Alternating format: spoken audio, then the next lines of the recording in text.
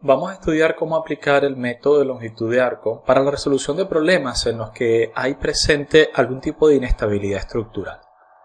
Y esto nos va a ayudar a entender por qué es importante entender este método cuando trabajamos, por ejemplo, con pandeos o estructuras que pueden cambiar de estado de equilibrio. Lo vamos a hacer a través de un ejemplo llamado Snap Through Back. En primer lugar, me gustaría compartir con ustedes algunos papers que contienen información relevante sobre el método. El primero de ellos es un paper publicado por Risk, digamos en el año 1978, y de hecho esto hace que el método que Risk expone herede su nombre, el método de Risk. Lo que nosotros hemos presentado en la clase anterior como método de longitud de arco realmente fue, digamos, presentado por Risk en el 78 y luego heredó su nombre. Por lo tanto, también van a encontrar este método de longitud de arco bajo el nombre de método de Risk. En especial es aplicable en Abacus, pero también existe en muchas otras bibliografías llamarlo de esta manera. Si nosotros entendemos un poco por qué fue que Risk plantea este método en Gran Bretaña en 1978, podemos observar que es debido a dos tipos de problemas en específico. Uno es el tipo de problema de pandeo, en el que por un cambio de estado podemos tener un punto de bifurcación en el que hay dos posibles estados. Y otro es por problemas llamados snapping. Estos problemas llamados snapping se caracterizan porque bajo un cierto punto límite de carga, nosotros podíamos conseguirlos con un cambio en desplazamiento, viene dado por esta magnitud, en el que inclusive con una disminución de la carga seguirán produciéndose deformaciones. Entonces a estos problemas se les llaman snap through o snapping. Y precisamente la metodología de Risk o el método de longitud de arco nos permite abordar ese tipo de problemas. A este respecto me he tomado la libertad también de incluir algunos otros papers que hablan exactamente de este tipo de problemas snap through para pandeos. En este caso, en este segundo paper, se deja bien claro que el paso de un estado de equilibrio A a un estado de equilibrio B es típicamente un problema snap through y que la rama de inestabilidad suele implicar un retroceso. Ese retroceso de la carga, por lo tanto con menor carga igualmente se produce desplazamiento, en el proceso de cambio de estado se le suele llamar la rama de inestabilidad. Y luego que se consigue el segundo estado donde puede seguir progresando la carga, a esto se le llama la rama de pandeo. Tipos de problemas son varios en los que podríamos conseguir este tipo de comportamiento. Uno muy utilizado es esta cáscara tipo shell que tiene habilitadas sus rotaciones en el extremo. Y de hecho nosotros vamos a tomar en cuenta un tipo de problema como este cuando lo ejecutemos en Nastran. Por último, me he tomado la libertad también de incluir un paper igualmente del año 1978, donde dice técnicas de solución para problemas no lineales con elementos finitos, en el que precisamente haciendo uso de método de longitud de arco, ¿vale? Como podemos ver acá, hay puntos de bifurcación por pandeo e inestabilidad estructural, pues se consigue, ¿vale? Estos casos de snap, como ven acá arriba, se consigue a través de la implementación por elementos finitos con técnicas computacionales como el método de longitud de arco, método de Risk, llegar a la convergencia de la solución. Y si nosotros vamos un poco más hacia abajo, ¿sí? Nosotros vamos a ver algunos ejemplos donde se están utilizando, por ejemplo, cáscaras esféricas que están bajo pandeo. Este es uno de los casos más comunes. Esto es un problema snap through, porque esta cáscara esférica, a medida que la carga P progresa, pues cambia de forma, ¿no? Pandea en sentido inferior. Y también está este segundo ejemplo, que es de hecho el que vamos a nosotros llevar a cabo.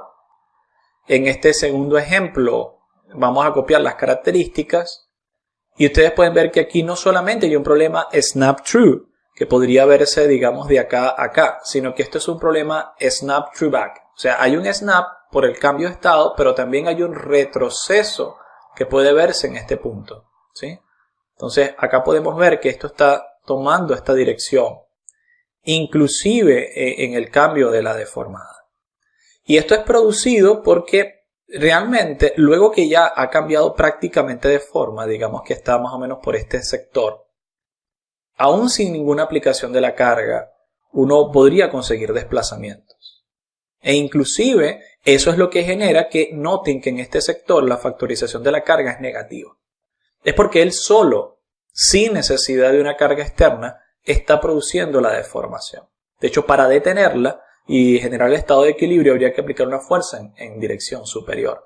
Y eso es realmente lo que involucra esto. No es que estamos cambiando el sentido de la carga, sino que hemos de aplicar esa factorización de la carga en sentido contrario a fin de conseguir paso a paso los equilibrios por matriz de rigidez. Si nosotros volvemos a la presentación de nuestro problema, eso será precisamente lo que vamos a solucionar. Fíjense que en primer lugar tenemos una cáscara cilíndrica en la que se ha liberado las rotaciones en el extremo. Tenemos un E de 3102.75, podemos aproximarlo a 0.8, un T de 6.35, un coeficiente de Poisson de 0.3, una carga central aplicada en P, 0.1 radianes es el tita de cada lado, ¿sí? Que llevado a grados ya se ha convertido realmente en Inventor. ¿Okay? Entonces fíjense, yo voy a ir a Inventor, donde podemos observar que se está realizando, lo he dejado realizando mientras hacía la presentación del problema, el proceso iterativo. Y noten que en este proceso iterativo, en primer lugar, yo no he activado realmente el método de longitud de arco. Entonces, vamos a ver qué resultado nos presenta con 100 incrementos utilizando simplemente una solución de tipo Newton-Raphson sin el método de longitud de arco, y hasta qué punto es representativo de la carga o es representativo de la situación deformacional de nuestro problema. Muy bien, ya que la solución ha corrido, vamos a estudiar cuáles son todas las características del modelo que hemos utilizado, en este caso desde la geometría inicial. ¿Okay? Entonces vamos a esperar a que termine de cargar los resultados. En primer lugar voy a hacer clic sobre el botón que dice Return. Noten que esta es la geometría inicial. Una pequeña curvatura hacia arriba en dirección Y positiva.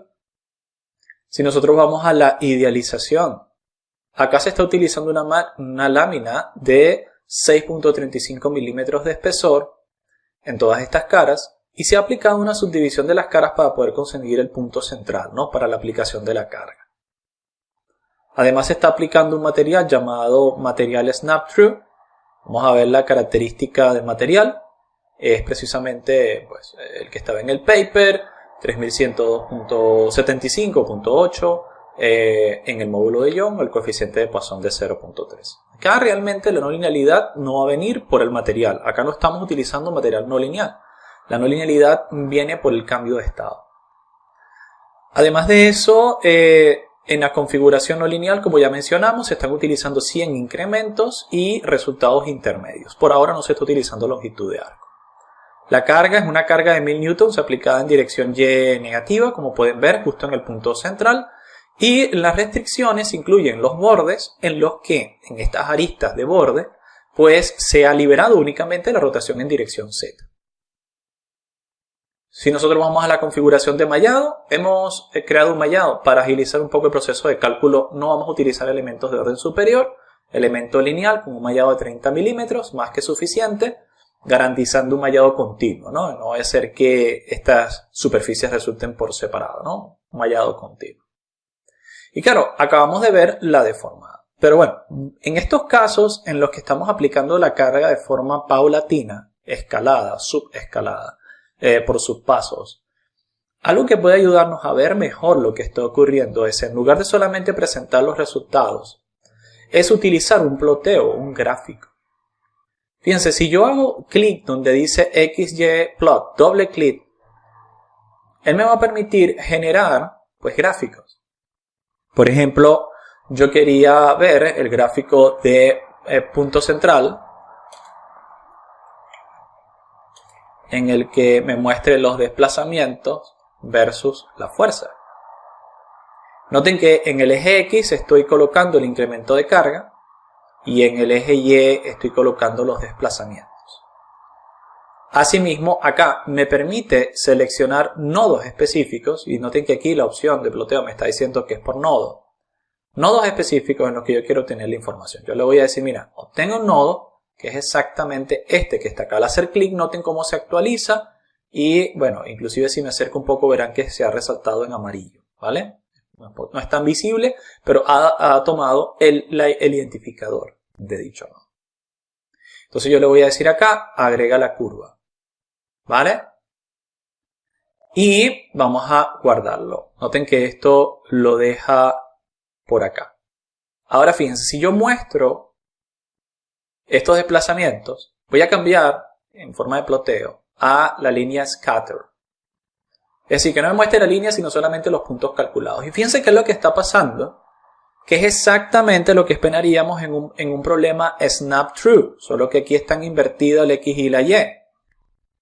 En el problema snap true hay un salto debido a la inestabilidad estructural, que en este caso es el pandeo de la lámina, y que no lo está tomando en cuenta porque el método numérico iterativo lo que está haciendo es encontrar la siguiente línea de intersección en la curva, pero como habíamos dicho, cuando la concavidad no es adecuada, o cuando hay un alto grado de no linealidad entre las variables de estado y las condiciones aplicadas del problema, pues es difícil que el método de Newton-Raphson básicamente, o incluso por línea de búsqueda, consiga capturar toda la naturaleza del problema. Entonces, esto es típicamente un problema snap true. Y realmente ese snap true back, como vamos a ver por la sección que no está capturando.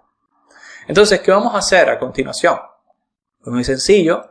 Nosotros vamos a volver a la configuración no lineal y vamos cómo cambia todo cuando encendemos la longitud de arco. O sea, que el método de longitud de arco, o también llamado método de RISC, sea tomado en cuenta. ¿Okay? Entonces vamos a pedirle que haga el cálculo nuevamente y podremos observar los resultados. Como esto va a llevar a algún tiempo, pues vamos a permitir que él realice el cálculo completo, correr, y luego veremos los resultados en conjunto. Muy bien, acá ya hemos obtenido la solución, unos pocos minutos después.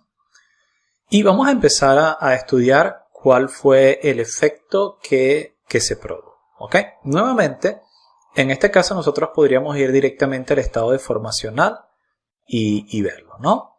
Pero me interesa utilizar un ploteo. Entonces voy a venir a XY nuevamente y vamos a estudiar lo que pasa en este punto central, que es el punto crítico, ¿no? Yo le hago clic acá. Voy a usar en Y desplazamientos, en X el incremento de carga, ¿no? Tiene sus factores. Entonces presionamos acá, mostrar. Vamos a cambiar a forma de scatter.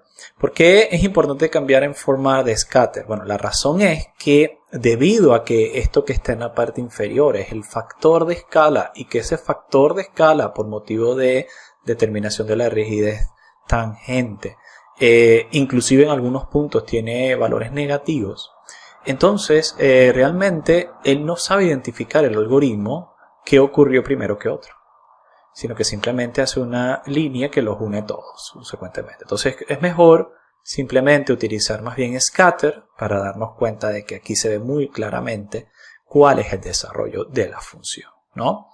Y de hecho, si nosotros comparamos lo que está ocurriendo acá, vamos a volver un momento a la presentación. Y esos datos los hemos tomado y exportado a Excel. Si nosotros volvemos acá, noten que uno puede copiar los datos en un clipboard.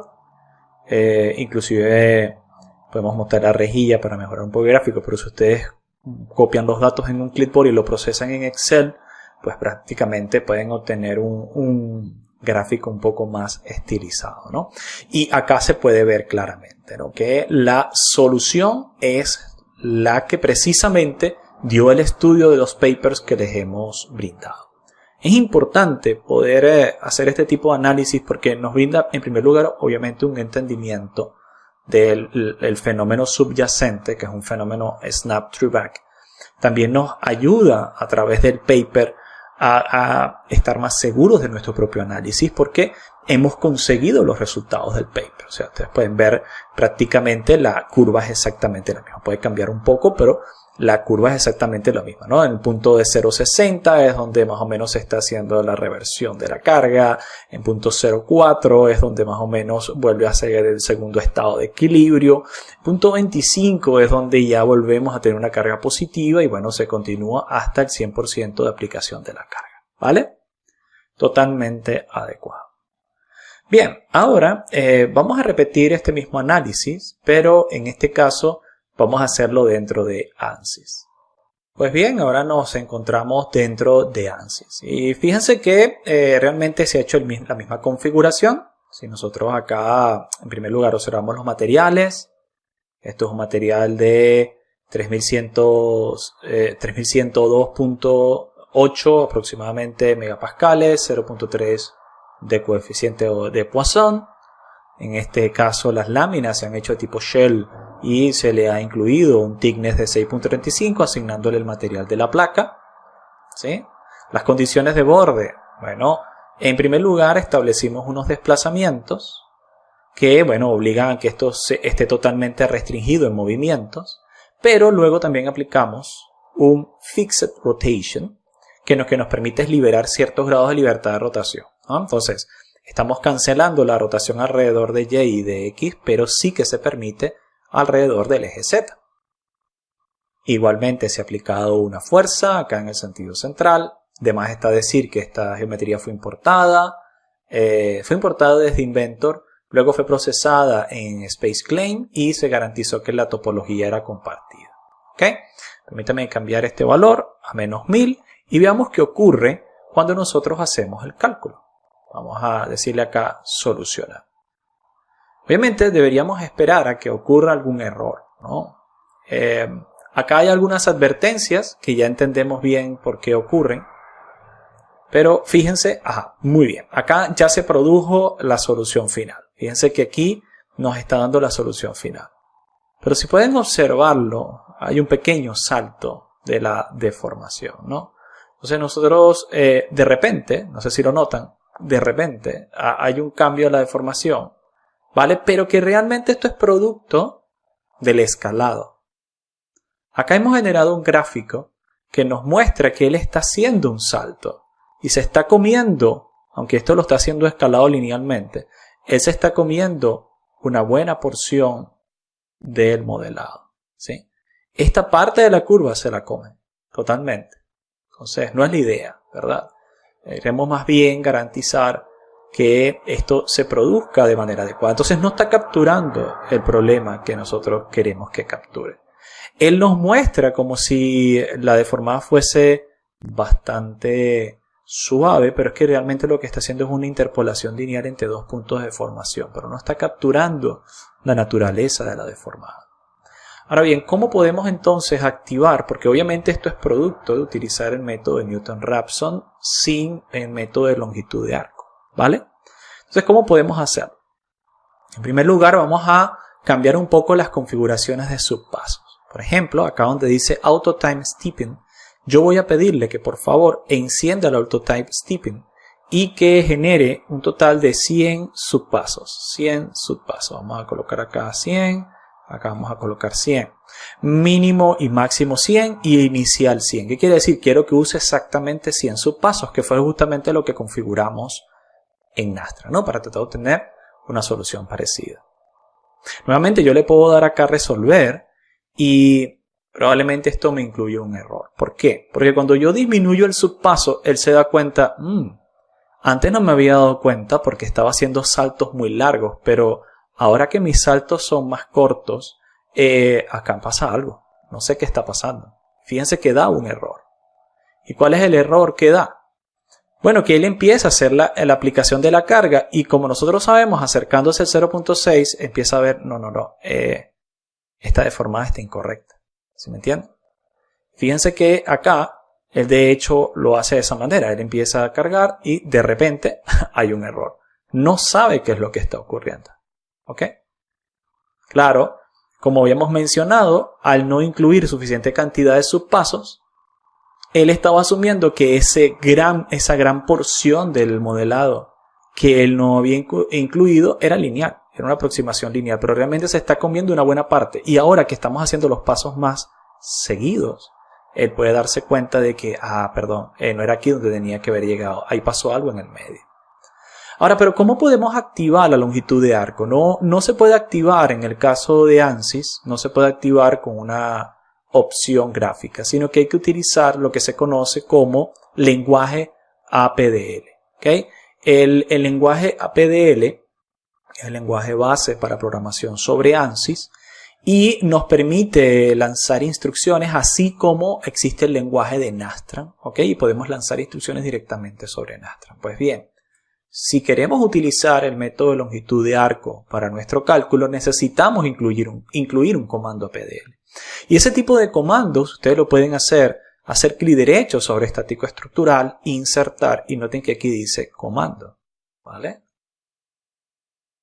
Y eso va a abrir una ventana en la que nosotros podemos escribir comandos, ¿no? Importante, no cambien las unidades, porque noten que cuando usted incluye un comando, él asume ciertas unidades, ¿vale?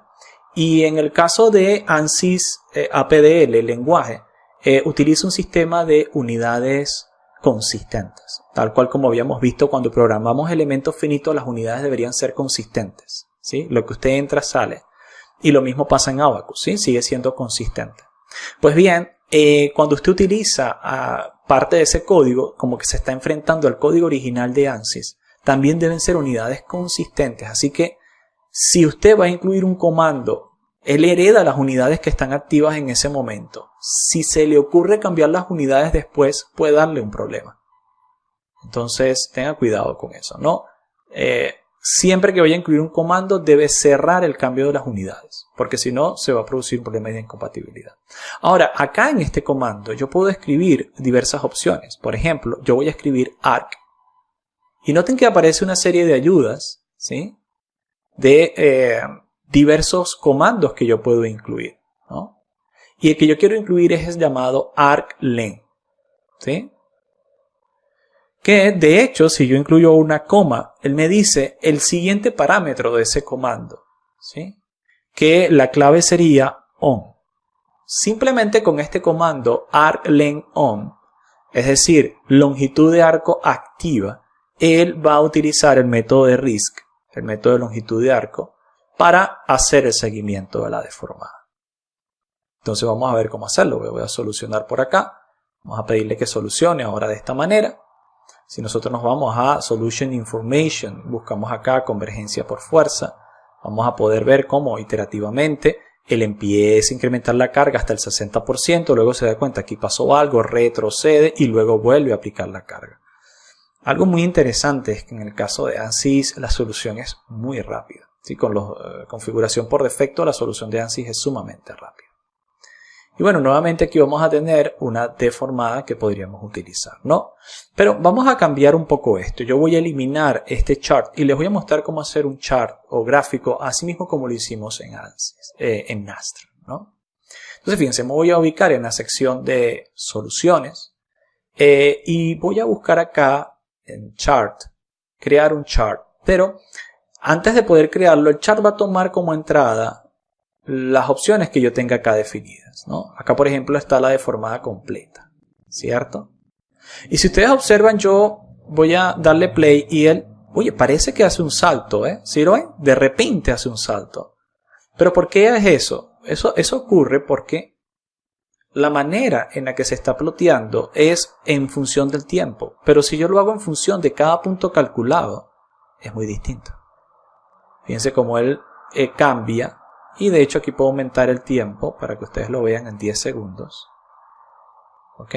Fíjense cómo va aumentando. Y él lo hace en función del factor de carga. Retrocede. Y muestra el pandeo completo de mi problema. ¿Ok? Entonces yo voy a incluir una nueva deformación. Una deformación total. Esta deformación total no va a ser en todo el cuerpo, sino que lo voy a incluir solamente en un nodo. Entonces voy a seleccionar por acá este nodo. ¿Vale? Voy a calcular deformación total en el nodo, ¿vale? Y ahora a continuación yo voy a crear un chart. ¿Vale? Hago clic en Chart, esto genera un chart. ¿Qué debo seleccionar? Acá debo seleccionar de dónde voy a tomar los datos de resultados, de este por ejemplo. Y le voy a pedir que él me muestre en el eje X el factor de carga, que en este caso es el tiempo. Eso es lo que representa el tiempo, el factor de carga. ¿Vale? Y que me muestre los resultados, ¿no? Yo le voy a decir clic derecho, que me devuelva este resultado. Ahí lo va a devolver. Y fíjense que ahora sí tengo un ploteo adecuado. Y de hecho es exactamente lo que estaba esperando, ¿no? A 0.60 aproximadamente se produce el máximo, empieza el retroceso, a 0.40 aproximadamente y el cambio. Este es el cambio de estado. Allí se ha producido todo adecuadamente, ¿no? Entonces hemos obtenido resultados aceptables en ambos software y vimos el método en que en cada software ha de poder activarse el método de longitud de arco.